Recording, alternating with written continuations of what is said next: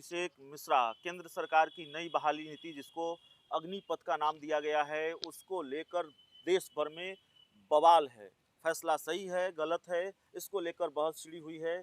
सिर्फ बहस होती तो और बात है, लेकिन बवाल की जद में सबसे ज़्यादा बिहार है।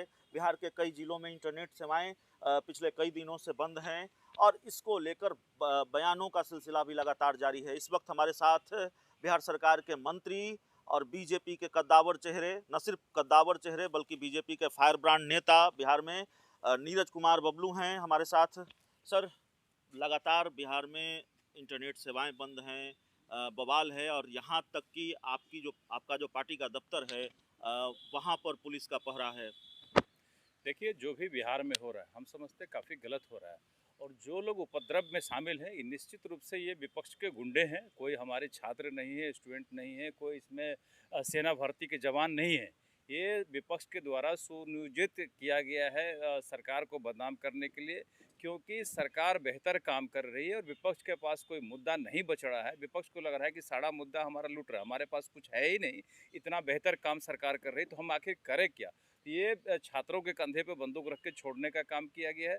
मैं तो ये मानता हूँ कि ये काफ़ी बेहतर योजना है और अपने छात्र नौजवानों से आग्रह भी करता हूँ कि जो लोग दिग्भ्रमित हो रहे हैं, मिसगाइड हो रहे हैं, वो सही से योजना को समझे, इसमें भाग ले। ये काफ़ी बेहतर योजना है, इससे भविष्य निश्चित रूप से उज्ज्वल होगा।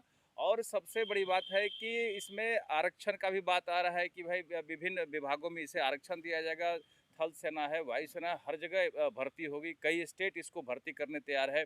हम लोग तो कह रहे हैं कि बिहार में भी होना चाहिए। बिहार में भी मुझे लगता है कि आने वाले दिन में निश्चित रूप से बिहार में भी किया जाएगा। तो ये योजना बहुत बेहतर है, इसको समझने की आवश्यकता है और समझ के काम करें। आज बीजेपी नेताओं पर जो हमले हुए हैं, बीजेपी दफ्तरों पर जो हमले हुए हैं, उसको लेकर जो बयान भारतीय जनता पार्टी की तरफ से, भारतीय जनता पार्टी के प्रदेश अध्यक्ष की तरफ से आया है, उसको लेकर जेडीयू के राष्ट्रीय अध्यक्ष ने ये कहा है कि हमसे पूछकर कोई फैसला लिया था क्या, दोस्ती रखनी है नहीं रखनी है ये बीजेपी को तय करना है। ये अपना अपना मानना है, सब कुछ स्टेट से नहीं पूछा जाता। ये केंद्र का नीति है और केंद्र इसे लाया है और काफ़ी बेहतर योजना है। और जहाँ तक बीजेपी दफ्तर पर हमला होने का सवाल है तो ये टारगेट किया गया। ये बीजेपी नेताओं को विपक्ष के लोगों ने टारगेट किया कि बीजेपी बेहतर काम कर रही है तो इसे बदनाम करें, इसे कहीं न कहीं हमला करके आहत पहुंचावे। तो इस पर प्रशासन अपना काम कर रही है, प्रशासन को काम करना चाहिए। कौन क्या बोलता है इस पर हम लोग ध्यान नहीं देते। नहीं, ये भी सवाल है सर कि जिस तरीके से आप सरकार में हैं, बीजेपी बड़े भाई की भूमिका में है और सरकार में सबसे बड़ी साझेदार है,